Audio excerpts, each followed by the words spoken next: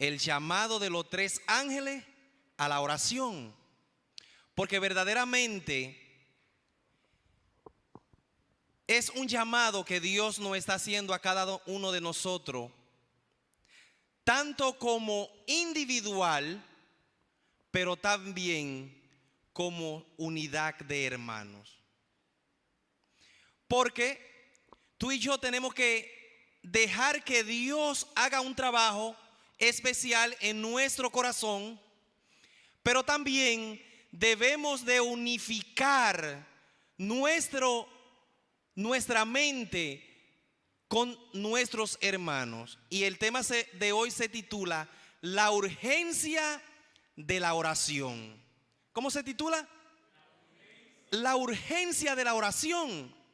Porque verdaderamente es una urgencia para ti y para mí orar en los tiempos en que estamos viviendo. Porque estamos viviendo tiempos difíciles. Y el mensaje de los 3 ángeles fue dado por el apóstol Juan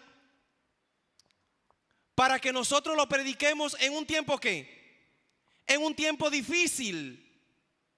Dios escogió a Juan para que hablara sobre el mensaje de los 3 ángeles, para que nosotros en un tiempo difícil como este en que estamos viviendo, lo prediquemos a las personas. Y déjenme decirle que algo interesante. La última cifra de población revela que nuestro mundo tiene 7.8 mil millones de habitantes. Y lo más interesante es que cada día nacen alrededor del mundo 385 mil niños. Eso quiere decir que en un año nacen alrededor de 140 millones de niños. Prácticamente 7 veces más del pueblo adventista. Y quizás tú te preguntarás, ¿y cómo yo voy a predicar un mensaje a donde todos los días nacen 385 mil niños y yo soy solo? En el año nacen 140 millones de niños y yo soy solo. Y si yo soy solo y nacen 140 millones de niños en todo el mundo, que es 7 veces más de lo que es la población adventista, ¿cómo predicaremos este mensaje de los 3 ángeles?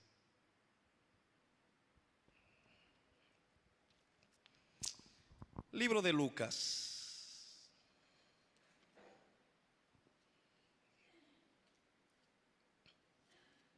Capítulo 11. Dice nuestra lectura bíblica. Libro de Lucas 11:13.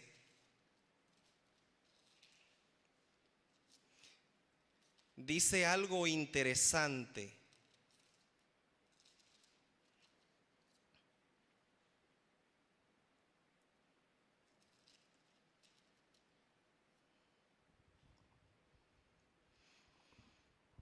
Pues si vosotros siendo malos sabéis dar buenas dádivas a vosotros hijos, a vuestros hijos, ¿cuánto más vuestro Padre Celestial dará el Espíritu Santo a los que se lo piden? ¿Cuánto más dará quién? ¿Dará Dios a quién? Al Espíritu Santo. ¿A quiénes?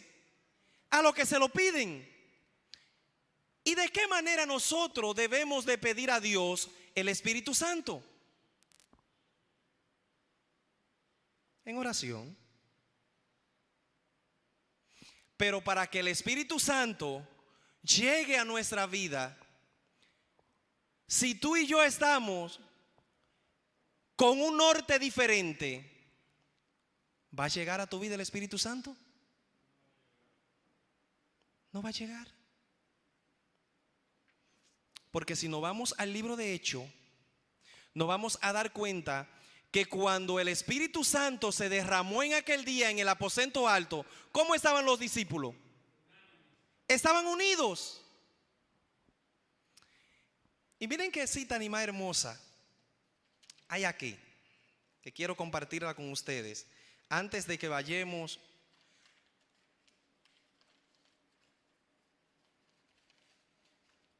quiero compartirla con ustedes.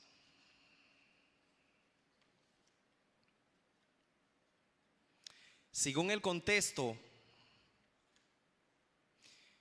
en el libro Manucristo, según el contexto de Mateo 18, 19 y 20 dice: otra vez os digo que si dos de vosotros se pusieren de acuerdo en la tierra acerca de cualquier cosa que pidieren, les será hecho por mi Padre, que está ¿dónde?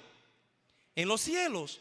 Porque donde están dos o tres congregados en mi nombre, allí estoy yo, ¿dónde? ¿En medio de quiénes? En medio de ellos. Pregúntame y responderé sus pedidos. La promesa se hace con la condición que se ofrezcan las oraciones unidas de la iglesia. Y en respuesta a estas oraciones se puede esperar un poder mayor que el que viene como respuesta a la oración privada. El poder dado será proporcional a la unidad de los miembros y de su amor por Dios y por los unos y por los otros. ¿Qué está pidiendo Dios? ¿Que su iglesia esté desunida o esté unida? Que su iglesia esté unida. Porque verdaderamente para nosotros poder alcanzar todas esas personas debemos de estar como unida. Y estar revestido ¿de quién? Del Espíritu Santo. Y es interesante lo que Jesús hizo antes de llegar a la cruz. Antes de que la turba fuera y lo prendiera.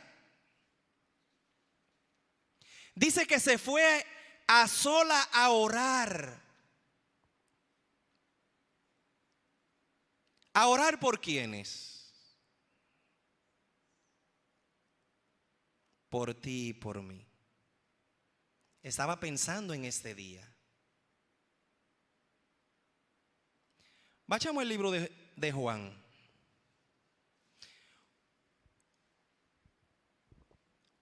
En este texto de Lucas capítulo 11, Jesús está enseñándole cómo los discípulos deben orar.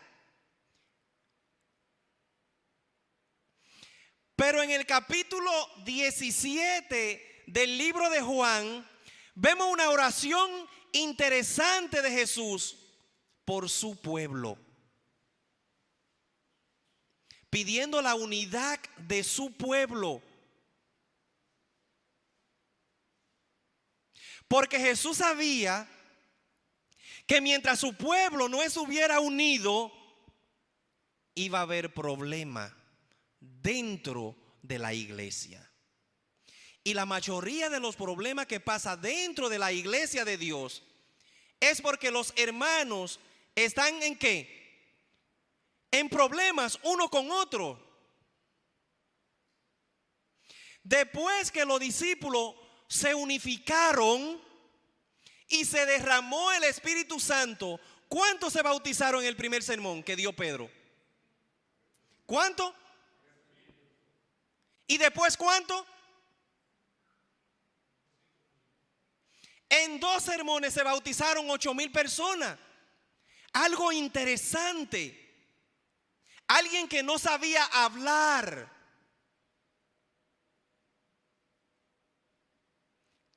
Una persona que era tosca. Pero en 2 sermones, 8,000 personas aceptaron a Cristo.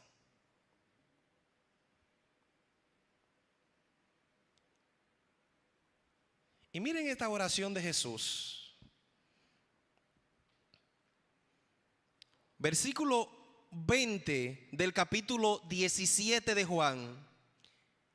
Pero no ruego solamente por esto. ¿Por cuál es esto?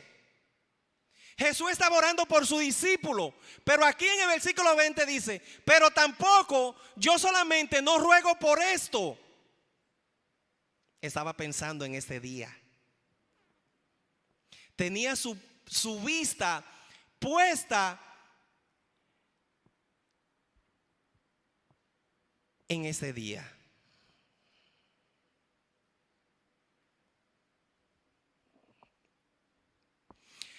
Pero no ruego solamente por esto, sino también por lo que han de creer en mí, por la palabra de quién. De ellos. ¿Cuáles ellos? ¿Nosotros?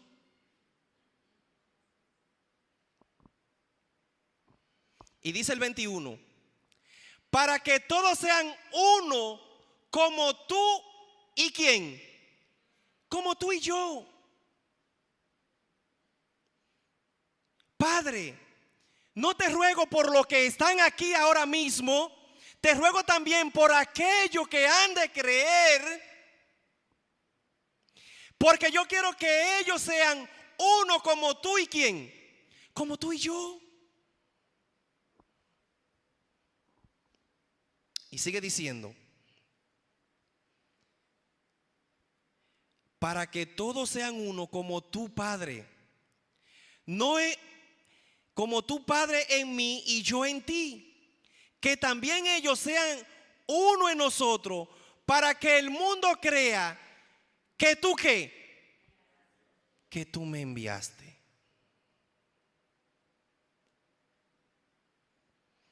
Y dice el 22, yo le he dado la gloria que me diste, para que sean uno, así como nosotros somos ¿qué?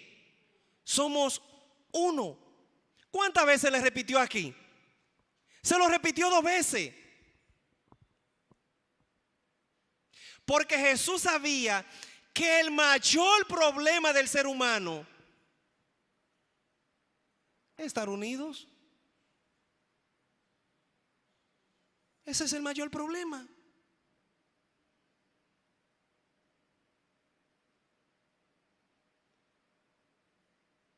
Es difícil la unidad, ¿sí o no?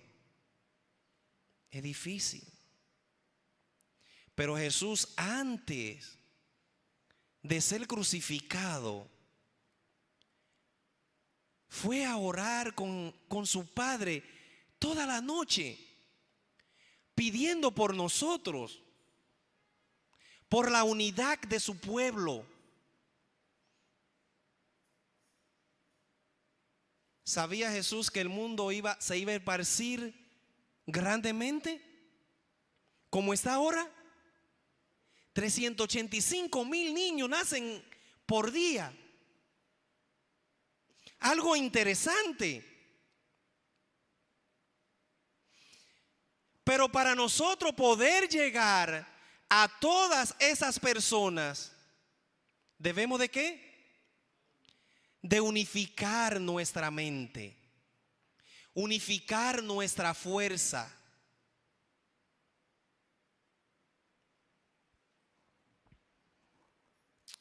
Y dice el versículo 23, yo en ellos y tú en mí. Y miren qué palabra ni más linda.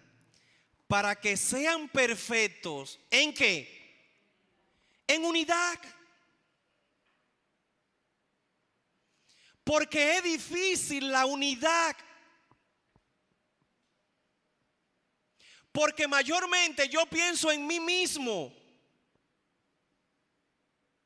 Y si me sobra, pienso el que está al lado mío. Eso se llama ¿cómo?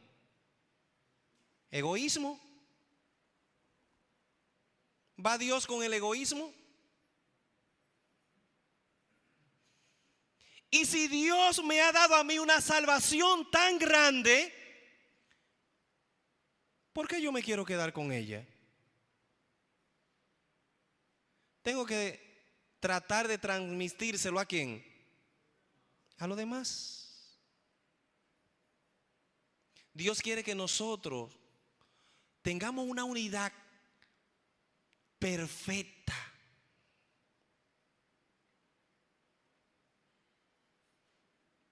¿Cuántas clases de idiomas hablaron los discípulos en ese día? Fueron muchas. ¿Y habían ellos estudiado idioma? ¿Quién se lo dio? ¿Por qué? Porque estaban unánimes. Habían recibido la perfección de Cristo. ¿Podemos tú y yo recibirla? Claro que sí, porque Jesús lo está diciendo aquí.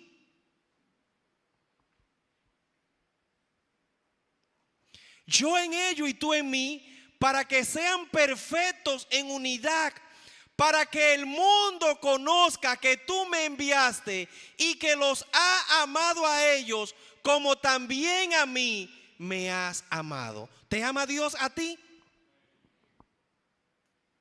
Entonces los demás deben de saber de que Dios me ama a mí y que lo ama también a quién. Porque de tal manera amó Dios al mundo que dio a quién. Para que yo crea y sea salvo yo. Para que todo aquel que en él crea no se pierda más que. ¿Dónde? En Cristo Jesús.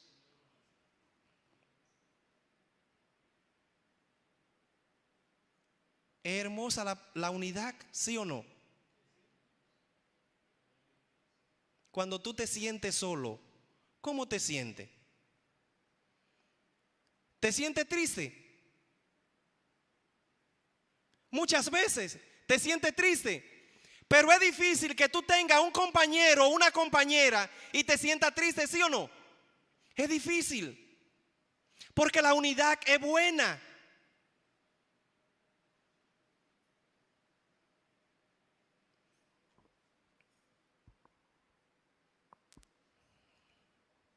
Versículo 24. Padre, aquellos que me has dado, quiero que donde yo esté, también ellos estén conmigo, para que vean mi gloria que me has dado, pues me has amado desde antes de la fundación del mundo. ¿Es bueno Dios con nosotros? ¿Es bueno Jesús con nosotros? Sabiendo que estaba casi en su lecho de muerte, aún estaba pensando en nosotros y en lo que Él quería regalarnos a nosotros. ¿Debía Jesús morir? ¿Quién debía morir?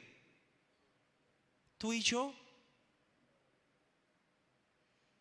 Pero a Jesús le plació tomar tu lugar y tomar mi lugar para morir por ti y por mí. Y hoy su gloria ¿es de quién? Es de nosotros. Pero muchas veces nosotros perdemos el norte y le dedicamos más cosas, más tiempo al mundo que a Dios. Y entonces ahí radica el problema. No puede haber unidad si Cristo no está dentro de mí. ¿Quiere Satanás la unidad de los seres humanos? Nunca. Porque desde el principio ha creado un conflicto. Y en ese conflicto, ¿quién estamos involucrados? Tú y yo. Sin embargo, Jesús desde antes que llegara ese conflicto, ya había buscado la solución. Resolvió la solución del problema. Y todavía tú y yo seguimos transmitiendo ese problema a los demás, donde debiera de ser lo contrario.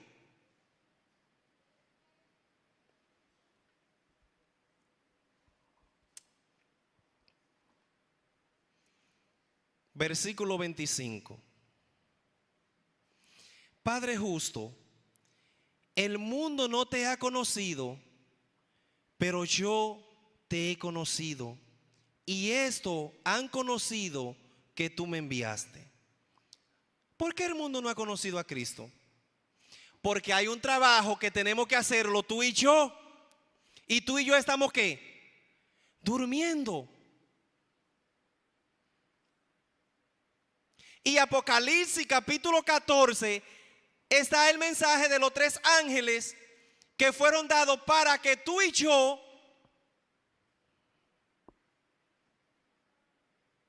lo transmitamos a las demás personas. ¿Cuál es el mensaje de los 3 ángeles? La buena nueva de salvación. ¿Y cuál es la buena nueva de salvación? Cristo Jesús. Pero ustedes verán, según van pasando los días, se darán cuenta que aunque Cristo es el centro del mensaje de los 3 ángeles, pero hay una tarea que tú y yo debemos de hacer.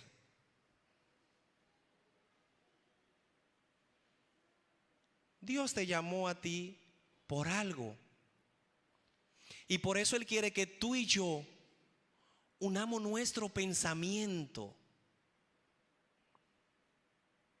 unamos nuestras fuerzas, porque son muchas personas que necesitan conocer el mensaje de Cristo, la buena nueva de salvación. Y termino leyéndote el capítulo 17 de Juan.